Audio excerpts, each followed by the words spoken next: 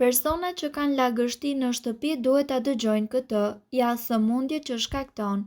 Ekspozimi i vazhdueshëm ndaj mykut në ambientet e banimit ose të punës mundet të dobësojë kujtesën tuaj dhe të përkeqësojë sëmundje të tilla si ajo e Alzheimerit. Megjithatë, studime të shumta kanë treguar se nuk ka ende përfundime të sigurta.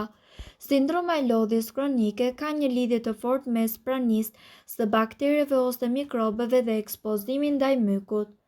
Probleme me stresin dhe sistemin tretës, të vjellat, diarrea dhe dhimbjet e barkut janë simptoma të problemeve me tretjen, gjë të cilat lidhen me ekspozimin ndaj ambienteve me prani të mykut. Sa më gjatë që të jetoni ose të punoni në ambiente ku ka prani të mykut, aq më serioze mund të bëhen simptomat tuaja.